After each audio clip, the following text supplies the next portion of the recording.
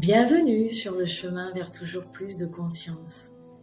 Ici, l'invitation, c'est de se recentrer, se relier à l'essentiel. Car dans ce monde en perpétuel mouvement où tout va toujours plus vite, nous sommes sollicités de toutes parts, absorbés par toutes sortes d'informations, de préoccupations, et ce n'est pas toujours évident de s'y retrouver. D'où la proposition de se poser et de prendre du recul par rapport à tout ça, de voir quels sont les besoins, les priorités. Il peut être également pertinent de se demander comment je me sens avec ce que je suis en train de vivre, ou encore, est-ce que j'agis par peur ou par amour pour moi? Ces questions et bien d'autres, j'ai commencé à me les poser très tôt, car suite à une déficience visuelle vécue depuis la naissance, j'ai fait une partie de ma scolarité dans un établissement spécialisé et j'ai eu la chance de rencontrer un professeur de sport qui nous écoutait beaucoup.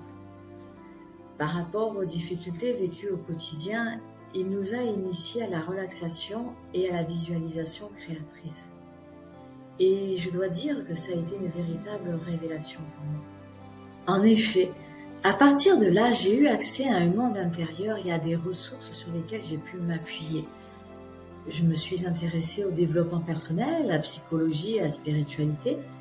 Et à 18 ans, j'ai suivi mon premier stage dans ce domaine.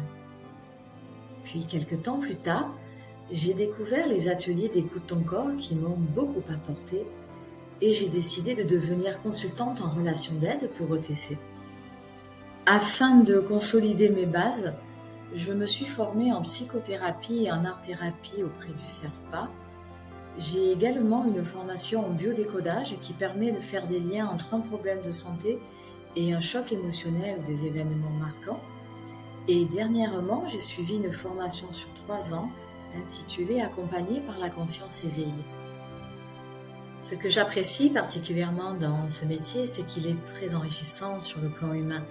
Outre le fait qu'il favorise l'ouverture du cœur, le respect, le non-jugement, il permet d'aller au fond des choses et de grandir ensemble en toute humilité.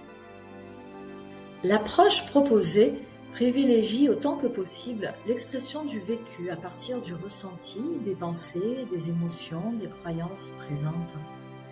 Et pour aller dans ce sens, des temps de parole alternent avec des temps de silence, afin d'accueillir ce qui est là en toile de fond. Dans ma pratique, j'utilise beaucoup d'outils, mais ce qui me paraît surtout important, c'est de laisser les choses se faire à partir de l'être, de la conscience. Car à travers elle, la magie. Et ce qui doit se faire, se fait. Ce qui doit se dire, se dit, sans qu'il n'y ait besoin de forcer ou de contrôler quoi que ce soit. Les choses se font naturellement à leur rythme si elles sont justes.